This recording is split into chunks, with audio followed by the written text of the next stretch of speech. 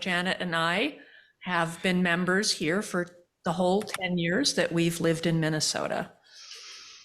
UUFN is an inclusive community that nurtures spiritual and intellectual growth and fosters ethical and social responsibility. Is that what you want? The main screen? Yeah, there we go. Terrible lighting. If you are a visitor here today, either on site or online, we are glad you are with us, and we invite you to stay after the service to get acquainted. We welcome your questions and look forward to getting to know you. Later in the service today, we will take our Share the Plate offering as a way to care for the wider world. This month, Share the Plate recipient is the United Negro College Fund. The United Negro College Fund changes the lives of underrepresented students by supporting them both before and throughout college.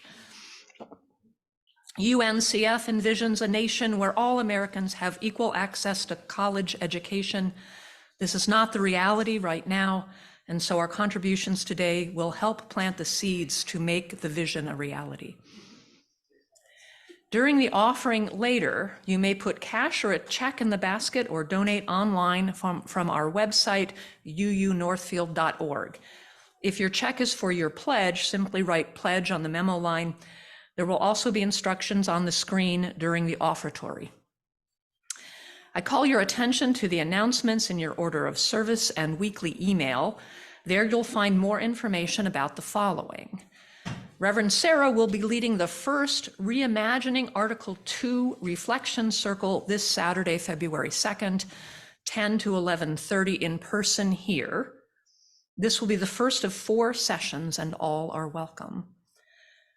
On February 11th, there will be a presentation after the service from the Building Vision Group. Please come for an update on the potential addition to our building and the next steps in the process. After the service today, there will be coffee and snacks at the back. And at that time, chairs will be rearranged for the newcomer welcome event that we're having today. If you're planning on staying for that, please leave some room for cake. All are invited. Oh, and it is also winter birthdays and newcomer celebration. Join us next Sunday for Navigating Our Final Chapter, Empowering End-of-Life Choices, presented by Harlan Limpert with Worship Associate Barbara Krause. Reverend Limpert is a Unitarian Universalist minister, the former Chief Operating Officer of the Unitarian Universalist Association, and co-founder of Interfaith Clergy for End-of-Life Options. We are delighted that he is joining us, and we look forward to having him here next Sunday. Again, welcome to the Unitarian Universalist Fellowship of Northfield.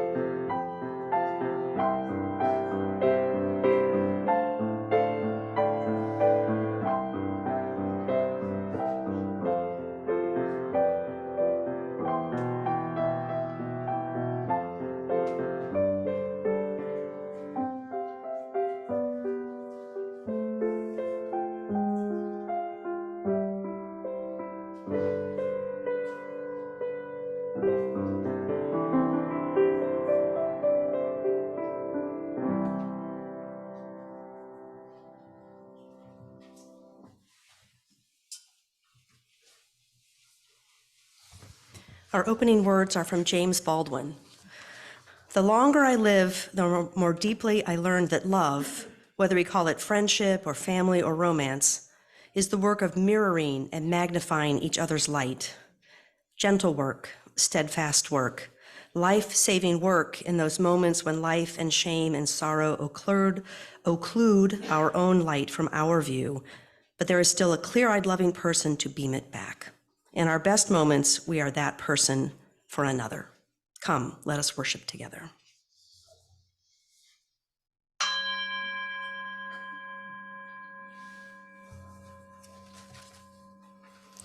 The flaming chalice is the symbol of Unitarian Universalism. Each Sunday when we gather, we bring this symbol to life together. Please join me in speaking the words for the lighting of the chalice. Let us open our eyes to see what is beautiful. Let us open our minds to learn what is true. Let us open our hearts to love one another. Please stay seated for just a word of introduction for our opening hymn, Bring Many Names. It has 6 verses, but I'd like you to sing 5 of them. Verse 2 starts with Strong Mother God, and verse 3 starts with Warm Father God. And I'd like you to encourage you to sing at most one of those 2 verses and to listen to the other one.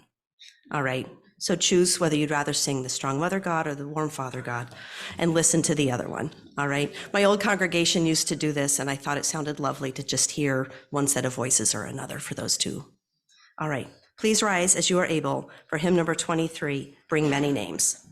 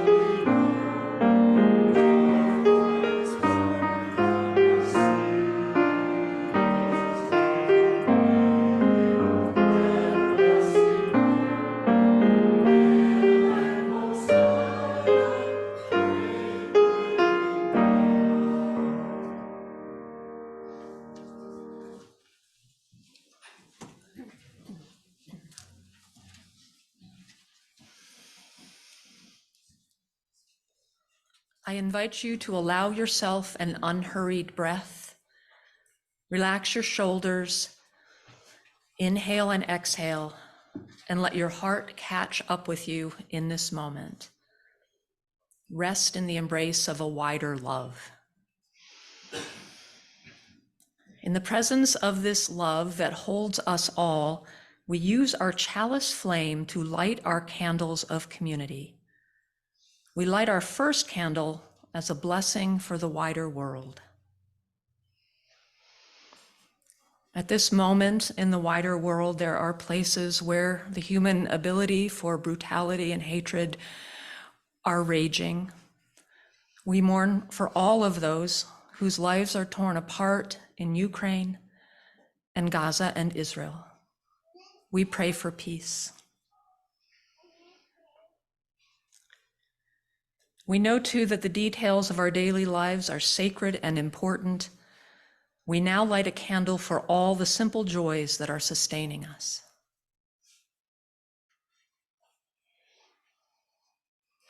And we light another candle in honor of the sorrows and hardships that we may be carrying.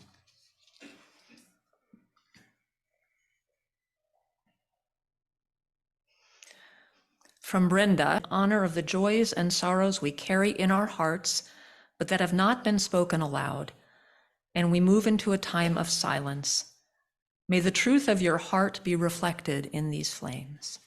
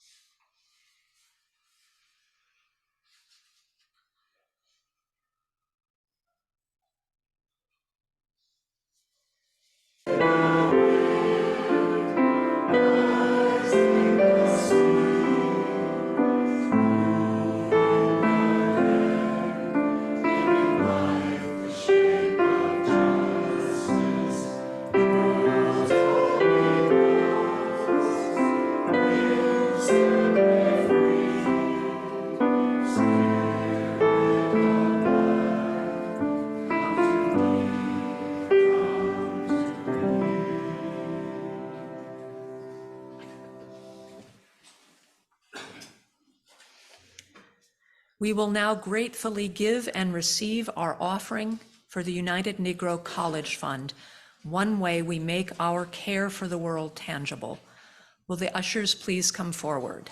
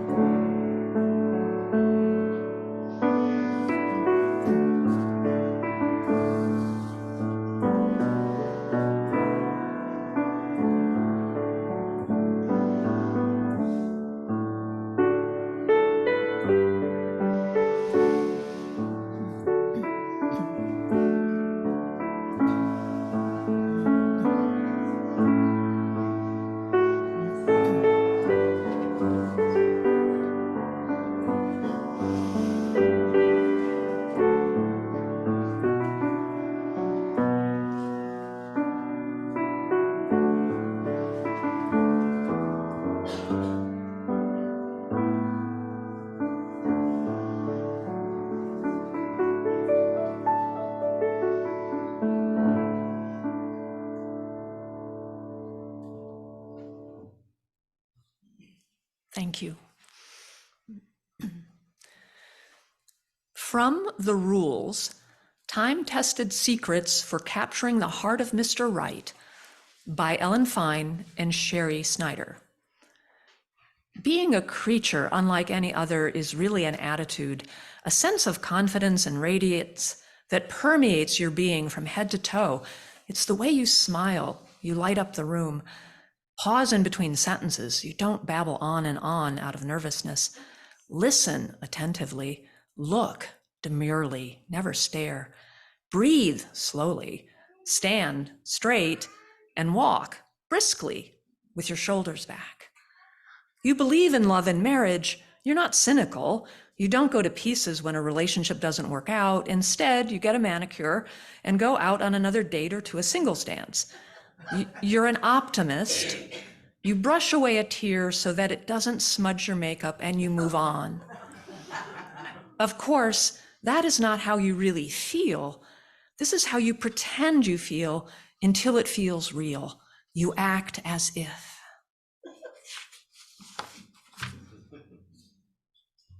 From On Marriage by John Stuart Mill. What marriage may be in the case of two persons between whom there exists that best kind of equality, similarity of powers and capacities with reciprocal superiority in them, so that each can enjoy the luxury of looking up to the other and can have alternatively the pleasure of leading and of being led in the path of development. I will not attempt to describe. To those who can conceive it, there is no need. To those who cannot, it would appear the dream of an enthusiast. But I maintain with the profoundest conviction that this is the ideal marriage, and that all opinions, customs, and institutions which favor any other notion of it, or turn the conceptions and aspirations connected with it into any other direction, by whatever pretenses they may be colored, are relics of primitive barbarism. The moral regeneration of mankind will only really commence when the most fundamental of the social relations is placed under the rule of equal justice, and when human beings learn to cultivate their strongest sympathy with an equal in rights and in cultivation.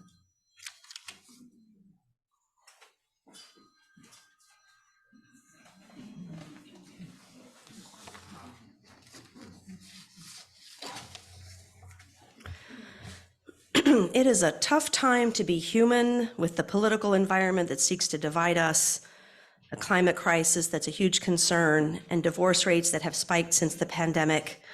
So this could be an odd time to talk about love and to share a perspective on love that attempts to make a connection to the current polarization in our country. And yet I'll try to. I feel that it's especially appropriate to explore societal views on relationships when we're spending this month thinking about the theme of liberating love.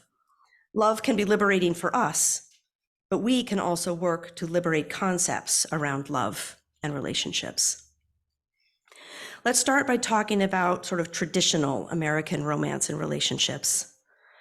Like many of us, my early views of relationships came from my own family and from movies and television. I remember watching Leave It to Beaver and I Love Lucy, perhaps on rerun, I don't remember. I internalized the way in which the wives supported their husbands and the sense that the husbands, however nice they were in charge.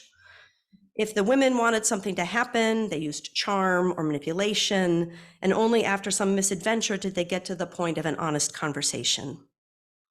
In the 1970s, television started to show a little more expansion of the husband-wife relationship in terms of how they interacted with each other and in terms of having blended families, in shows such as The Brady Bunch or Eight is Enough. These images certainly matched my own family. My father was the primary breadwinner, and my mother was known to say, "Wait until your father gets home," when things got a little dicey in the late afternoon. All the adults seemed to be paired up with a fairly similar dynamic between the husbands and wives, and when they got together, the men watched sports and the women clustered in the kitchen. I will never forget one particular moment when I was about 15 and started questioning whether these roles were really all that desirable. My mother set a screwdriver near the back door and must have asked and then yelled at my father at least 6 different times to put it away. And mind you, its location in the garage was about 10 steps from where my mother had put it down on the ground. I couldn't understand why she didn't just put the screwdriver away. It was so much less work, not to mention less strain on the relationship, to just walk the 10 steps herself. That seemed so obvious to me.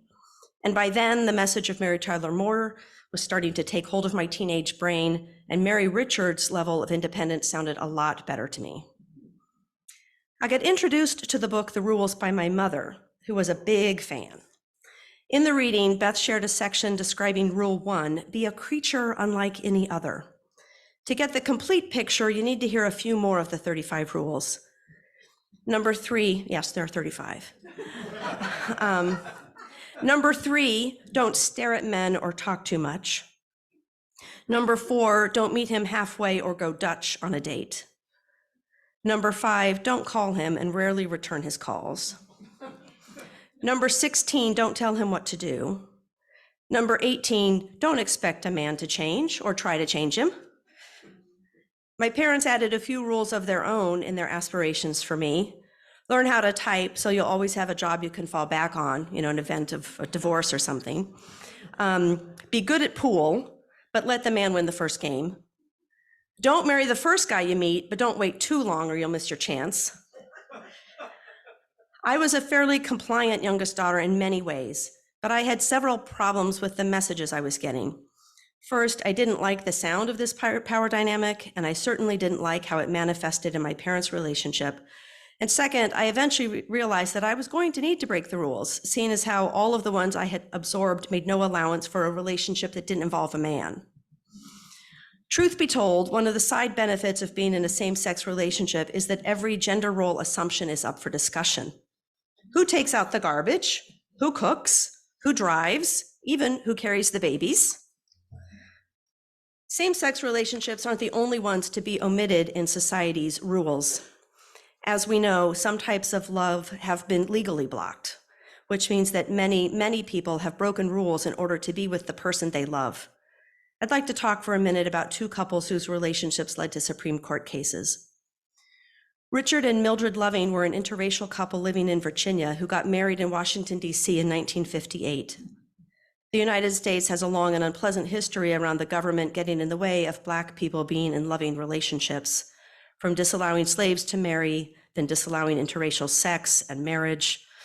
But those state restrictions had started thawing in the North in the mid-1800s. Since the Lovings lived in Virginia, they were arrested in their own home in 1958 and were sentenced to a year in jail. The sentence was suspended on the condition that they leave the state and not return together for at least 25 years and not see their family. Thanks to the ACLU, they were able to get a unanimous ruling from the Supreme Court in 1967, which overturned all state prohibitions on interracial marriage. And by the way, even with that ruling, Alabama kept their law on the books for another 33 years until November of 2000.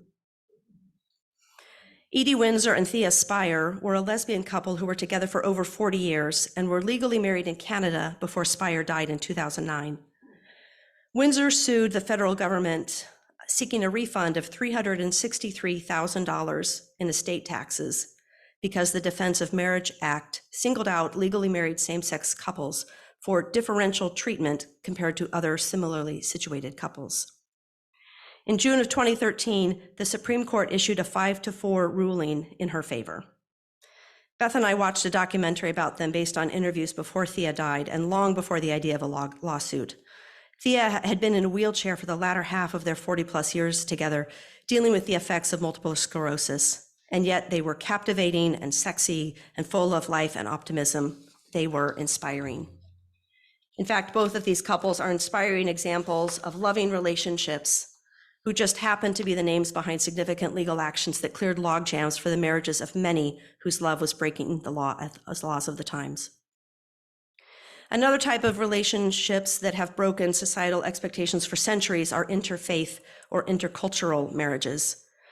Basically, anyone marrying someone outside their culture or class has likely had to contend with some degree of discomfort within their family or society. My extended family is currently a little uncomfortable that one of my nephews is dating a Southerner. Bottom line, love has been finding a way for a very long time. The heart knows what the heart wants, and people have been buoyed by love to push through boundaries of all sorts. And our American quilt is stronger for it, at least from my point of view. Let's revisit the idea that there are a normative set of rules about how the people in a relationship or marriage act with each other. It's possible that regardless of race or class or ethnicity or religion, that folks still adhere to the inherent sense of male authority that comes through in the rules that I was talking about earlier. Years ago, I read another perspective on marriage in a book called From This Day Forward, which was written by Cokie Roberts from NPR and ABC's News. and her husband, Steve Roberts, a writer for the New York Times and a White House correspondent. When they got together in the 1960s, it was a big deal that Steve was Jewish and Cokie was Catholic, and it was assumed that they would move to support Steve's journalism career. As they tried to balance their career aspirations, they grew together toward a more egalitarian relationship. As they say in their book, we believe strongly that a devoted marriage can be reconciled with individual growth and development. Marriage has enlarged our lives, not encircled them.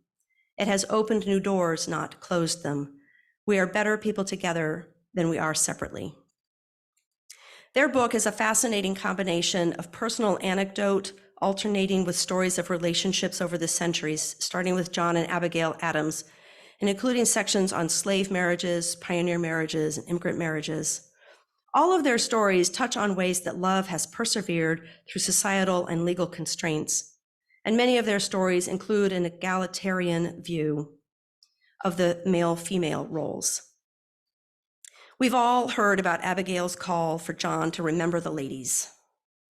As she said in a letter to him, "I cannot say that I think you very generous to the ladies, for whilst you are proclaiming peace and goodwill to men, emancipating all nations, you insist upon retaining an absolute power over wives.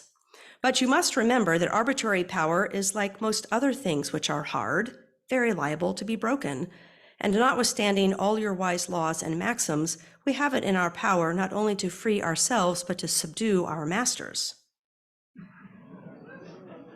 Yeah, pretty strong words. Although let's remember that it took about 150 years after that for women to get the right to vote. My favorite quote from Abigail's letters provides another lens into their relationship. "The affection I feel for my friend is of the tenderest kind, matured by years, sanctified by choice, and approved by heaven." A sentiment that's in concert with John Stuart Mill's call in our reading for each to, quote, "enjoy the luxury of looking up to the other and to have alternately the pleasure of leading and of being led in the path of development." Mill makes a pretty strong statement when he says that non-egalitarian marriages are, quote, "relics of primitive barbarism."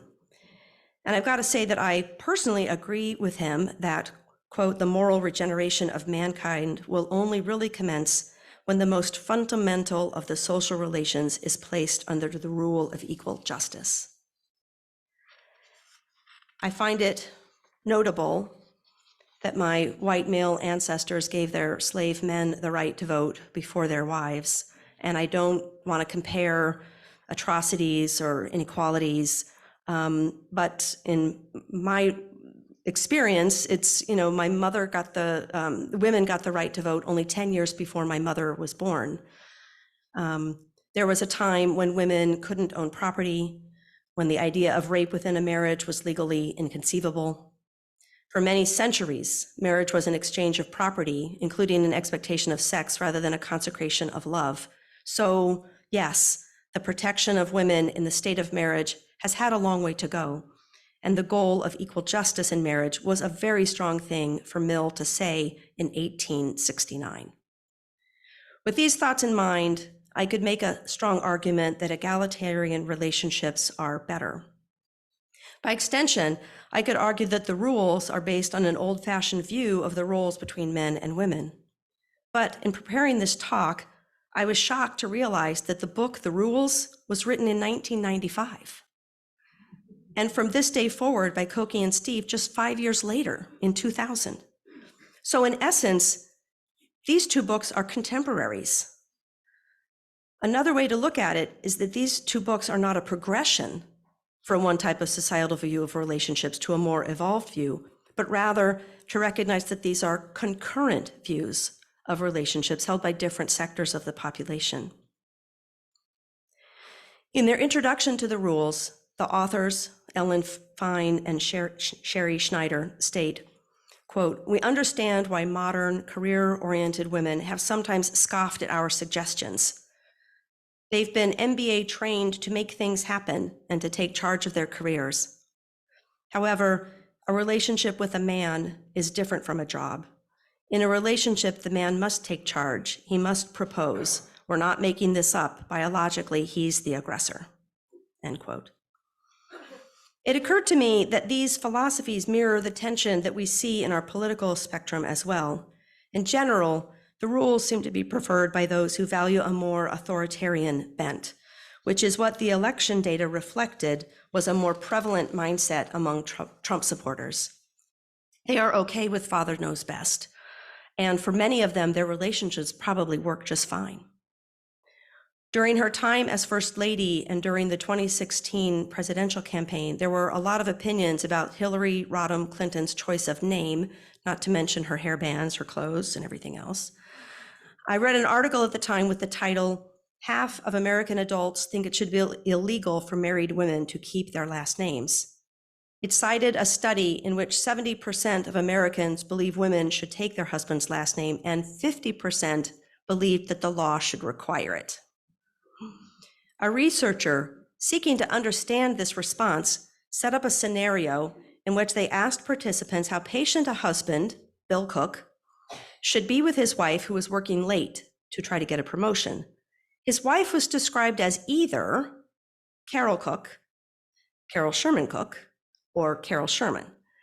For women, irrespective of income or educational level, and for well-educated men, the wife's name had no impact on their degree of patience.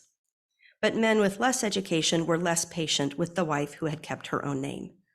They were quoted as saying that they believe that women should change their names when they get married because it prioritizes their marriage and their family ahead of themselves. When our son Brian was in 8th grade, he was part of a history project looking at immigration in Northfield. For his part of the report, he articulated a metaphor of a salad bowl as being more apt than a melting pot.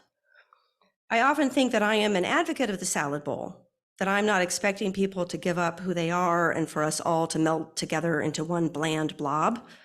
But I have to be honest that I have felt and probably still feel that egalitarian relationships are better and that male-dominated relationships are old-fashioned and unevolved. Like many topics, I want to try to separate my personal ideas and preferences from the ways attitudes can influence law and policy and have over centuries. I would like for us to be a quilt made of different personal beliefs and approaches. But each side of our political divide wants to influence laws to support their beliefs, and that face-off has gotten more intense and more judgmental over the years. We are now at the point where personal choices about how we live our lives has become politicized and polarized. It is hard for any of us to liberate those political issues, but we can try to loosen our sense that our beliefs are correct. In reading the rules, I did find that I agreed with some of it. Part of their message is about self-control and self-respect. The last two rules, number 34 says, love only those who love you. And rule 35 says, be easy to live with. Those seem like reasonable goals. So it happens that our household owns 3 copies of the rules because my mother very much wanted our children, especially our daughter, to read and follow the rules. And she had sensed that Beth and I were resisting. So she kept finding new occasions to give us another copy. Our twins are now 21 and about to graduate from college. So over the past few years, we've started talking with them about the kind of relationships they want and how to get there. We've talked about the importance of good communication, marrying someone with good raw material, who you can evolve with over time, and being okay being alone if that's their path for some or all of their life. I have also talked about some of the gains that women have made, which are valuable and worth protecting. Both our son and our daughter know that I want them to discuss their choice of last name with their partner, with no assumptions about what is correct or appropriate. Let's liberate the decision around the surname for the husband, as well as the wife and the children. It's the conversation that's important to me. The message that I want to leave you with this morning is a reminder to love all points of view and to look for the common ground. I can't think of any other way to heal or span this huge rift we have in our country.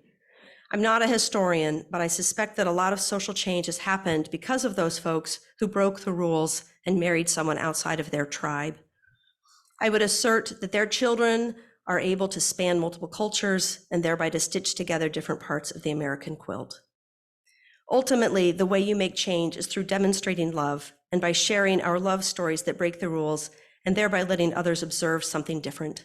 Their minds will open and eventually their hearts will follow. However and whomever you love, I wish you love in your life. Maybe so. Please rise in body or spirit for our closing hymn, number 299, Make Channels for the Streams of Love.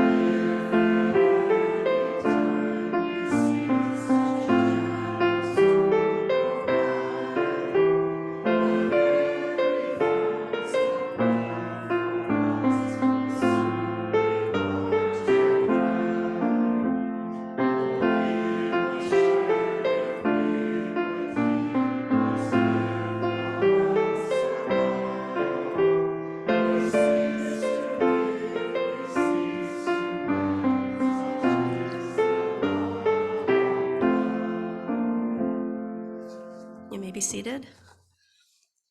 Our closing benediction is from Heifetz. Even after all this time, the sun never says to the earth, "You owe me." Look what happens with a love like that. It lights the whole sky. We join together in the words for extinguishing our chalice. We extinguish this flame, but not the light of truth, the warmth of community, or the fire of commitment.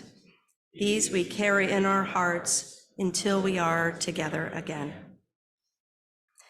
Please rise in body or spirit, and with your hands over your heart, holding a hand of those next to you, or whatever posture is most comfortable for you, we sing words of blessing one to another.